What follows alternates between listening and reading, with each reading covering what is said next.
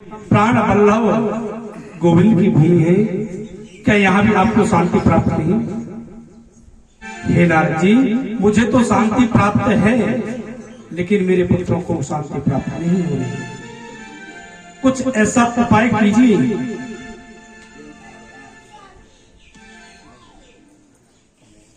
क्या इस कलयुग में कोई ऐसा उपाय नहीं?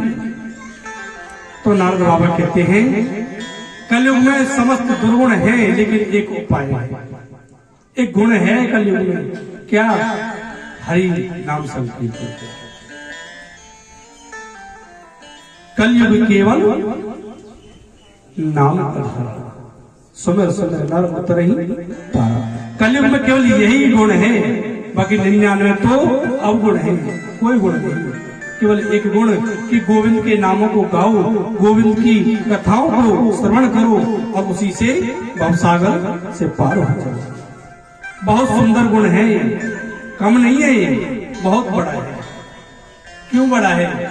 सतयुग हुआ, त्रेता हुआ, द्वापर हुआ, जो ये 3 युग है, इन 3 युग में संत महात्मा और ये मनुष्य क्या करते थे? तप। कई 1000 वर्षों तक भजन, जब जाके गोविंद की कृपा हो गई तो हो गई, नहीं तो नहीं हुई। जीवन तप करने में व्यतीत हो गया। लेकिन कलयुग में नाम संकीर्तन ले लो, नाम संकीर्तन कर लो, हरि की कथाओं का गुणानुवाद कर लो, उसी से आप आपसे पार हो जाओगे। प्रतीक्षा नहीं करनी पड़ेगी, इंतजार करना नहीं पड़ेगा, फल प्राप्त होगा। आप करके तो देखो, मन को शांति मिलेगी, लेकिन मिलेगी कब? जब ईमानदारी से करोगे। तो गोविंद क्या कहते हैं कि गोविंद कहते हैं, तू पग एक आ मैं पग आऊं 60, तू पग एक आ मैं पग आऊं 60, जय तू काट की आड़ तो मैं लोहे की लाठ। गोविंद कहते तू एक पग आके तो देख, मैं 60 पग का चल के आऊंगा। तू मेरा होके तो देख, सारा जमाना मैं तेरा कर दूंगा। तू मेरा बन के तो देख, सारे जहां को तेरा ना बना दूं तो कहना। और हम कितने बड़े मूर्ख हैं। आज यदि मंदिर भी जाते हैं, थोड़ा सा प्रसाद लिया, चढ़ाया, गोविंद मेरा कारोबार नहीं चलता, 10 रुपए की वस्तु चढ़ाई और मांगा क्या? करोड़ों की चीज। गोविंद कर कहते हैं, मुक्ति चाहे तो मुक्ति दे दूं, धन ऐश्वर्य चाहे तो वो भी दे डालूं, जो भक्त मुझसे लेने देने ना करे, वाको मान कार्यो न जाए। मतलब यदि तुमको मुक्ति चाहिए तो मेरा पीछा छोड़, मुक्ति ले जा। तुझे धन ऐश्वर्य चाहिए तो मेरा पीछा छोड़, धन ऐश्वर्य भी ले जा। और यदि कोई भक्त, चालाक सा भक्त आ गया, तो भक्त के सामने गोविंद की नहीं चलती। तो भक्त क्या कहता है? गोविंद मुझे कुछ नहीं चाहिए, देना है तो अपने चरणों की सेवा दे दो। यदि जिसने ऐसा कह दिया गोविंद से जाकर के, तो गोविंद संसार की समस्त वस्तुएं, सारा ऐश्वर्य उसकी झोली में डाल देते हैं। जा, तू मेरा है। प्रहलाद ने क्या मांगा? ध्रुव ने क्या मांगा? कुछ मांगा नहीं। ध्रुव ईर्ष्या भाव से वन में गया तप के लिए, और जाकर के तप किया कि गोविंद आएंगे, वरदान मांगूंगा और मां सुरुचि से बदला लूंगा। गोविंद आए, दर्शन दिए, ध्रुव मांग।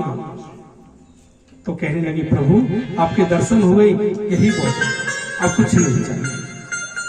तो वरदान दिया कि जाओ, अभी तुम राज पाठ संभालो, और जब तुम आओगे तो मैं तुम्हें एक लोक देता हूं, नाम होगा ध्रुव लोक। बिन मांगे क्या दिया? एक लोक ही दे दिया। सुदामा ने कुछ मांगा क्या? ना। बिन मांगे क्या दिया? संसार की संपत्ति दे डाली।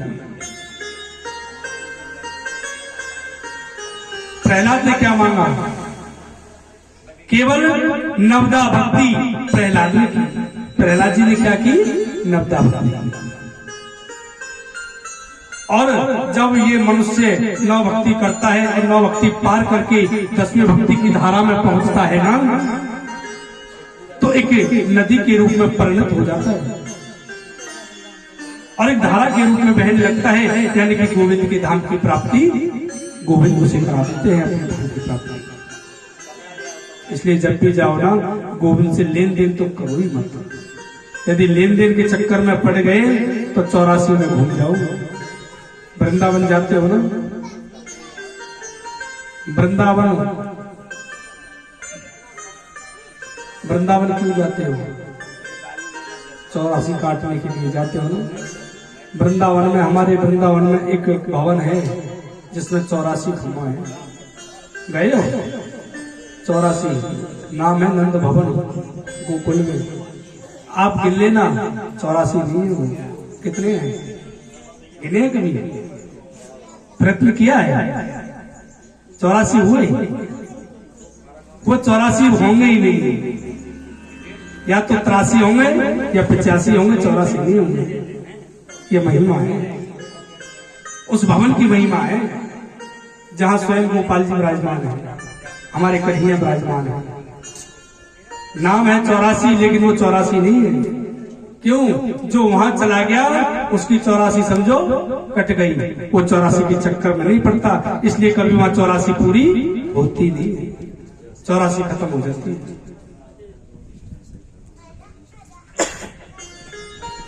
तो इसलिए गोविंद के धाम जाओ तो कुछ मत मांगो, मांगना है गोविंद अपने चरणों की भक्ति दो। तो आज भक्ति मां भी कहती है, देखो हमारे वृंदावन में हमारे ब्रजवासी जो होते हैं वो कभी नहीं कहते कि बांके बिहारी हमें मुक्ति दे दो, कभी कहते ही नहीं। कभी किसी की नौकरी नहीं करते ब्रजवासी को, कभी आपने देखा किसी की नौकरी करते देखा? पूरे ब्रज 84 के अंतर्गत किसी की नौकरी नहीं करता वृंदावन वाला। किसकी नौकरी करता है? ठाकुर की। ठाकुर की नौकरी करता है ब्रजवासी, और ठाकुर ही उसको तनख्वाह देता है, क्योंकि उसी के नाम पे जीवन यापन करते हैं हम लोग। हम कभी किसी से नहीं कहते कि तू हमको नौकरी दे ना, हम तो अपने ठाकुर से कहते हैं जाके, ठाकुर ये जीवन तुम्हारा है, तुमको चलाना है। और वो चलाता है। क्यों? क्योंकि विश्वास है। तो ऐसे ही विश्वास कर लो, विश्वास को फलदायक है। तो जीवन सहज में निकल कब निकल गया। तो आज मां भक्ति कहती है नाम बाबा से, तुम तसल्ली न तो सिर्फ बैठे रहो, तुम तसल्ली न तो सिर्फ बैठे रहो, रंग महफिल का सारा बदल जाएगा, वो रंग महफिल का सारा बदल जाएगा। तुम तसल्ली न दो सिर्फ बैठे रहो, रंग महफिल का सारा बदल जाएगा।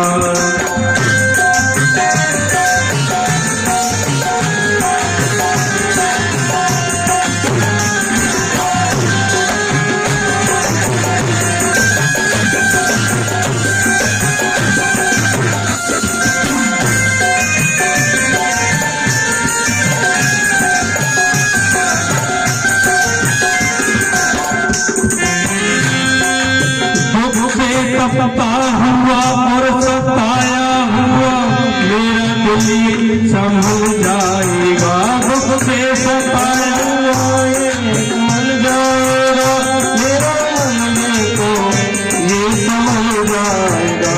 दुख से सता हुआ और सताया हुआ मेरा गिरता हुआ दिल संभल जाएगा।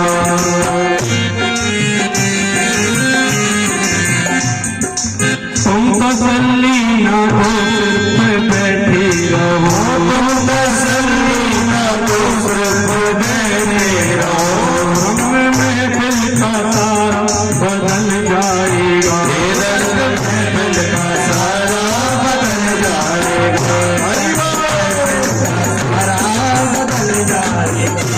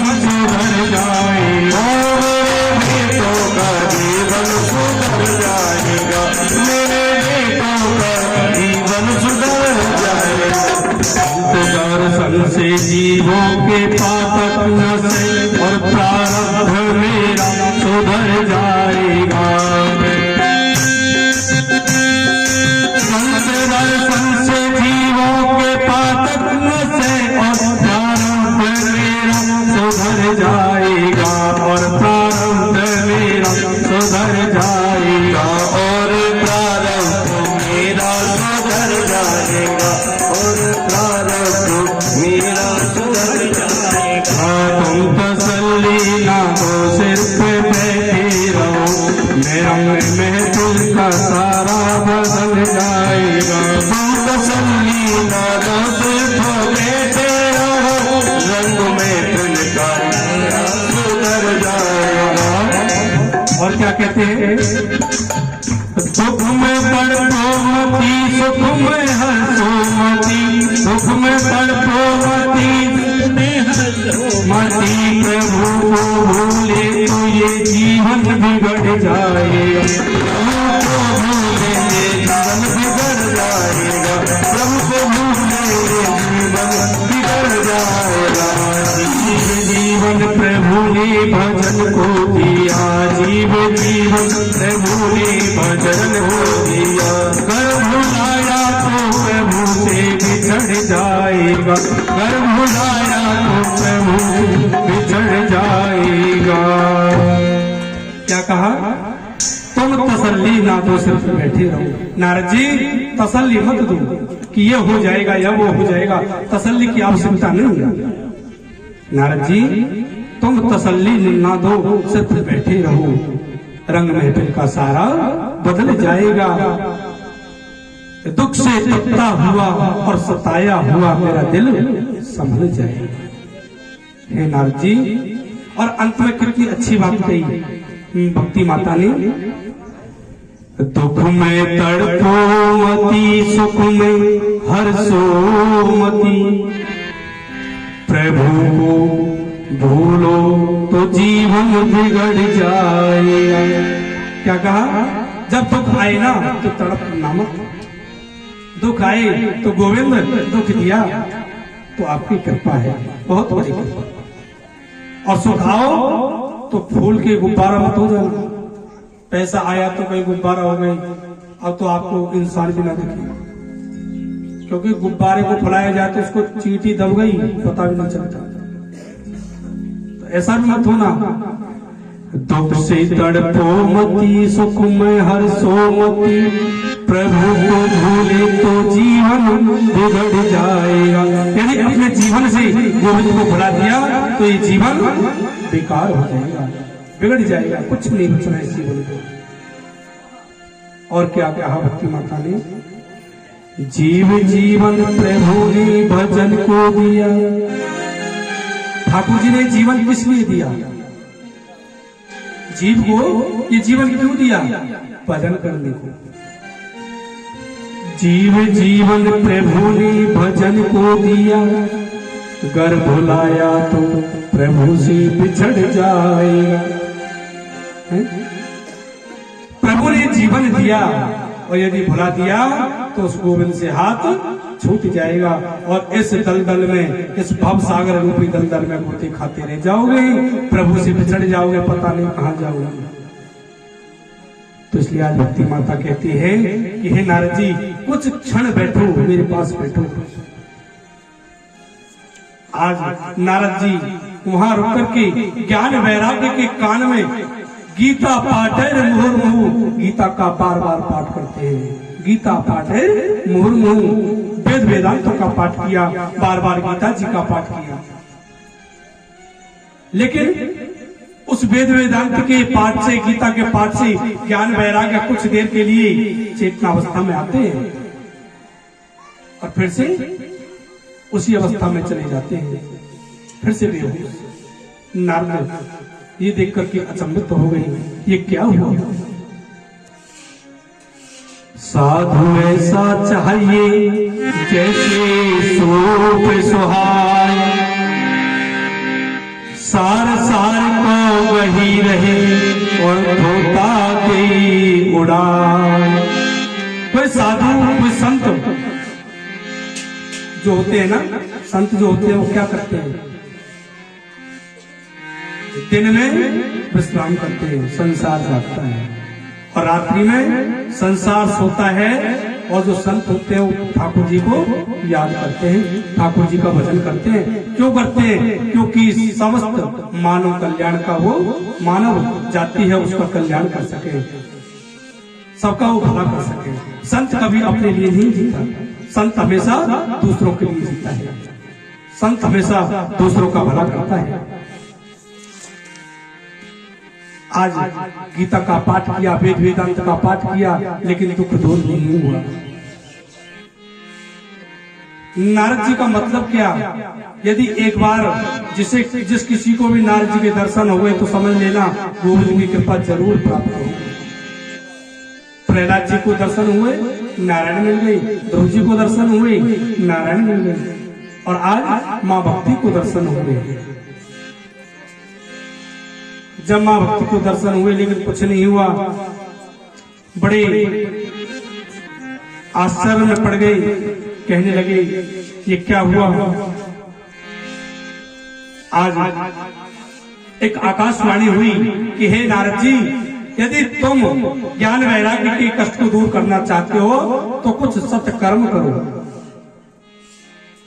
आज आकाशवाणी, और ये सत्कर्म तुमको संत बताएंगे, संतों के शरणों में चले जाओ। आज नारद जी ने दौड़ लगाई। आज संसार के संतों को जैसे पता लगा आकाशवाणी हुई है और नारद जी को कहा है कि सत्संग सत्कर्म करना। जब नारद जैसे ब्रह्म ज्ञानी को सत्कर्म का नहीं पता तो हमको क्या पता। किसी संत ने मौन धारण कर लिया, कोई बोलता नहीं, कोई आश्रम को छोड़ के ही चले गई। नारद जी आएंगे तो हम पता नहीं पाएंगे। नारद जी बड़े उदास हो गए, क्या किया जाए। तो आज बद्री का आश्रम से सनत कुमार आ रहे थे, नारद जी दुखी मन से जा रहे थे। सनत कुमारों ने देख लिया, कहा नारद जी इतने दुखी क्यों, क्या हुआ, क्या दुख है? तुमको तो कोई दुख नहीं, पर इतने आज चिंतित क्यों हो? आज नारद बाबा कहते हैं प्रभु, ये हमारे पूर्वजों के पूर्वज, ये सत्कर्म क्या होता है? आकाशवाणी हुई है, यदि ज्ञान वैराग्य के कष्ट को दूर करना है, उसकी निवृत्ति करनी है तो सत्कर्म करो। लेकिन सत्कर्म होता क्या है? आज जैसे ही सुना नारद जी के मुख से कि सत्कर्म क्या होता है तो संत कुमार हंसने लगे। अरे नारद जी, क्या तुमको सत्कर्म नहीं पता? तुम नारद हो, तुमको तो सत्कर्म पता होना चाहिए। तुमको क्यों नहीं पता कि सत्कर्म किसे कहते हैं? नारद जी, सत्कर्म कोई और नहीं, सत्कर्म तो श्रीमद् भागवत कथा ज्ञान योगी को ही कहते हैं। क्या तुम भूल गए तुम्हारे पिता ब्रह्मा जी हैं, ब्रह्मा जी ने तुमको 4 श्लोकों की भागवत दी थी और तुमने वही भागवत व्यास को दी और व्यास ने उसका निरूपण करके 18,000 श्लोकों में उसको लिखा। वही श्रीमद् भागवत है। यदि आप ज्ञान वैराग्य के कष्ट की निवृत्ति करना चाहते हो ना, तो श्रीमद् भागवत कथा ज्ञान यज्ञ करो। लेकिन प्रभु, ये यज्ञ किया कहाँ जाए, कहाँ कराया जाए? तो सनत कुमार कहते हैं देखो, गंगा जी के किनारे हरिद्वार में एक तट है, आनंद तट। हरिद्वार क्यों कहते हैं उसको? क्योंकि हरि को पाने का एकमात्र वही साधन है, वहीं से हरि के द्वार जाया जाता है। हरिद्वार, हरिद्वार से ऊपर है बद्री का आश्रम। तो संत कुमार कहते हैं थोड़ा हम नीचे आते हैं, थोड़ा आप ऊपर आ जाओ, गंगा जी के किनारे तट पर आनंद तट पर आयोजन करेंगे। तो संत कुमार गंगा जी के किनारे आए, वहां पर एक मंच बनाया और 3 आसन लगाए गए ज्ञान वैराग्य और मां भक्ति के लिए। और वहां पर बड़े बड़े ऋषि महात्मा आकर के विराजमान हुए हैं। भृगु, वशिष्ठ, च्यवन, गौतम, अत्रि, पिप्पलाद, वशिष्ठ आदि बड़े बड़े ऋषि महात्मा उस सभा में आके बैठे। और जजमान कौन बने? नारद जी। और कथा प्रवक्ता कौन हुए? सनत कुमार, सनक, सनंदन, सनातन, सनत कुमार। ये 4 भाई हैं जो सृष्टि के प्रथम, जब ब्रह्मा जी ने सृष्टि को बनाना प्रारंभ किया तो प्रथम ब्रह्मा जी के पुत्र यही है संत कुमार। तो आज ये व्यास मंच पर विराजमान हुई और विराजमान होकर के कथा श्रवण कराने लगे। तो संत कुमारों ने कहा कि नारद जी, जिस स्थान पर जिस क्षेत्र में श्रीमद् भागवत का एक श्लोक या आधा श्लोक भी गाया जाता है, बोला जाता है, उस क्षेत्र में राजसूय यज्ञ करने का फल प्राप्त होता है। यदि हम प्रतिदिन एक या आधा श्लोक अपने घर भी गाए ना भागवत जी का, तो मानो एक राजसूय यज्ञ का फल प्राप्त कब होता था? सतयुग द्वापर त्रेता में होता था। वही राजसूय यज्ञ का फल आज प्राप्त होगा यदि भागवत का नित्य नियम से पाठ किया जाए घर में। तो श्लोकार्धम श्लोक पादम व पठेद भागवतम चाया, यानी कि श्लोकार्धम श्लोक का आधा हिस्सा, श्लोक पादम या तो आधा गाओ या पूरा गाओ, राजसूय यज्ञ का फल प्राप्त निश्चित होगा। लेकिन करो तो सही, कर्म तो करना पड़ेगा, बिना कर्म किए तो बात नहीं बनती, क्योंकि हमारा कर्म ही प्रधान है। कर्म करोगे तो ही फल प्राप्त होगा। तो सनत कुमार कहते हैं, हे नारद जी, सब यज्ञों से ज्यादा गर्जता है श्रीमद् भागवत महापुराण यज्ञ। यज्ञाद गर्जति ही सप्ताह सप्ताहो गर्जति तपसो गर्जति प्रचोतीर्थानित्यं गर्जति। हे नारद जी, सब यज्ञों से ज्यादा गर्जना करने वाला कोई यज्ञ है तो वो है श्रीमद् भागवत महापुराण। जब ऐसा कह ही रहे थे, श्रवण करा ही रहे थे सनत कुमार, तो जो 3 आसन मां भक्ति और ज्ञान वैराग्य के लिए लगाए हुए थे वहां पे प्रकट हो गए और आकर के नृत्य करने लगे।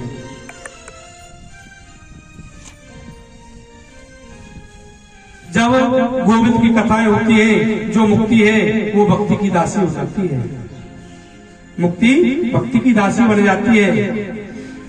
हमारे वृंदावन में तो वृंदावन वाले क्या कहते हैं, जो ये भक्ति मार्ग मुक्ति है, मुक्ति भी वृंदावन में जाकर के हमारे गोविंद से अपनी मुक्ति का मार्ग पूछती है कि गोविंद मैं मुक्ति, लेकिन मेरी मुक्ति कैसे होगी ये बता दो, मेरी मुक्ति कैसे होगी ये मुझे आप बताओ। तो गोविंद क्या कहते हैं कि हे मुक्ति सुनो, वृंदावन की गैल में,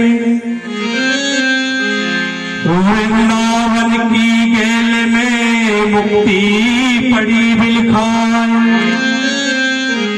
मुक्ति कहे गोपाल सो मेरी मुक्ति जो बता, जो बता। तो गोविंद कहते हैं ये मुक्ति सुनो, तुम वृंदावन आई हो तो सुनो। कहते हैं गोविंद, पड़ी रहो या गैल में साधु संत चल जाए, ओए रज मस्तक लगे मुक्ति भी मुक्त है जाए। हे मुक्ति देखो, तुम इस वृंदावन की गलियों में यूं ही पड़ी रहोगे। यदि तुम अपनी मुक्ति चाहती हो ना, इस ब्रज की, इस वृंदावन की गलियों में ऐसे ही पड़ी रहो। जो वृंदावन के संत जन है ना, जो भक्त हैं, जो ब्रज जन हैं, जब वो चल के आएंगे उनकी चरण रस से जो धूल उड़ेगी और वो धूल तुम्हारी मस्तक पे लगेगी, तुम्हारी मुक्ति सहज नहीं हो जाएगी। तो ये मुक्ति महारानी दुनिया की मुक्ति करती है, लेकिन हमारे वृंदावन में स्वयं अपनी मुक्ति आकर पूछती है कि गोविंद हे बिहारी जी मेरी मुक्ति बताओ। मैं दुनिया की मुक्ति करती हूँ लेकिन मेरी मुक्ति नहीं होती। तो बिहारी जी मुक्ति बताते हैं, या गैल में पड़ी रहो, संत चली चले जाए, उड़े धूल जो धूल उड़ेगी उनके चरणों से तो वो धूल तुम्हारे मस्तक लगेगी तो मुक्ति, तुम भी मुक्त हो जाओगे। ब्रज रज बड़ी महिमा है। आप ब्रज में जाते हो, 84 करते हो, 10 दिन रहते हो, आपको सर्फ साबुन लगाने की भी अनुमति नहीं मिलती। क्यों नहीं मिलती? क्योंकि आपके वस्त्र में जब 84 चलते हो, आप पैदल भी जाते हो, गाड़ियों से भी जाते हो, तो ब्रज के कण आपके वस्त्रों में लगते हैं। तो हमारा उद्देश्य क्या होता है? वो ब्रज धूल आपके कपड़ों में लग जाएगा तो धन्य हो। ऐसे ही एक संत महात्मा आए थे हमारे ब्रज में। जैसे आप जाते हो 84 करते हो, उन्होंने कहा मैं पैदल 84 करता हूं। आप तो गाड़ियों से करते हो भैया। तो वो आए थे, बोले मैं पैदल करूंगा, मैं गाड़ी से नहीं। तो उन्होंने महीनों में जाकर के पैदल 84 की। जब वो गए ब्रिज से निकल के तो एक सड़क के किनारे फुटपाथ पर बैठे हुए थे, तो एक भगत थे, सेठ जी थे। वो आए, उन्होंने देखा कोई संत महात्मा बैठे हुए। पूछे बाबा कहाँ से आए हो, कहाँ जा रहे हो? तो बाबा ने बताया ना ब्रिज से आया हूँ, वृंदावन से, और वहां से ब्रिज 84 की परिक्रमा करके आया हूँ। तो सेठ जी के मन में बड़ा भाव आया। कहा कि हे भगवान आप मेरे साथ चलो। तो अपने साथ लेके गए और कहने लगे कि महात्मा, हे प्रभु आप एक काम करो, आप स्नान कर लो, मैं आपके लिए इतने भोजन प्रसादी तैयार कराता हूं, लेकिन मेरी एक शर्त है। क्या शर्त है सेठ जी बताओ? जो आपने वस्त्र धारण कर रखे हैं ना, इन वस्त्रों को आप मुझे देके जाना। ठीक है सेठ जी, मैं आपको देके जाऊंगा। तो अब जब स्नान कर रहे थे संत भगवान, तो संत भगवान ने देखा मेरे वस्त्र तो मैले हैं, गंदे हुए पड़े हैं, क्यों ना इन वस्त्रों को मैं साफ कर दूं। मैं अपने वस्त्रों को साफ कर देता हूँ। सेठ जी ने मांगे, वो तो बड़े पैसे वाले हैं, क्या कहेंगे गंदे वस्त्र दे दिए? नहीं, गंदे वस्त्र नहीं। तो जब उन्होंने स्नान कर लिया तो वो वस्त्रों को धो के सुखा दिया, भोजन पानी कर लिया। तो सेठ जी ने हाथ जोड़ के बड़े विनम्र भाव से कहा कि हे संत भगवान, मैंने आपसे एक बात कही थी कि आप मुझे अपने वस्त्र दे दो, अब आप मुझे वस्त्र दो। तो संत भगवान वस्त्र लेकर के आए, तय लगा करके लो सेठ जी। जब सेठ जी ने देखा वस्त्र तो धुले हुए हैं, तो सेठ जी ने हाथ जोड़े कि प्रभु अब मुझे ये वस्त्र नहीं चाहिए। क्यों? तुमने जब मैं आया तब भी बोला, फिर दोबारा भी बोला, आप बोलते हो नहीं चाहिए, क्यों? अब क्या हुआ? प्रभु तब आपके ये वस्त्र अमूल्य थे, कोई मूल्य इनका नहीं लगा सकता, इतने अमूल्य ये वस्त्र थे, लेकिन अब ये कुछ भी नहीं, अब कोई मोल नहीं होगा। क्या मोल लगा? अब ये वस्त्र भी आप ले जाओ, दक्षिणा मैं आपको देता हूँ। तो आश्चर्य में पड़ गई, सेठ जी ऐसा क्यों? क्या बात है? तो सेठ जी ने कहा प्रभु जब आप ब्रज 84 वृंदावन दर्शन करके आए, ब्रज 84 परिक्रमा करके आए, तो ब्रज रज के कण आपके वस्त्रों में लगे हुए थे। मुझे आपके वस्त्र नहीं, वो ब्रज रज चाहिए था जो आपके वस्त्रों में थी, लेकिन आपने ये वस्त्र धुल दिए, वो ब्रज रज निकल के बह गई। अब इसकी कोई कीमत नहीं, ये वस्त्र लीजिए, इतनी अमूल्य रज है जिसके लिए बड़े बड़े तपस्वी भी तरसते हैं। इसलिए ब्रजवासी क्या कहता है? ऐसी कृपा करो श्री राधे कि मैं ब्रज छोड़ू बाहर न जाऊं।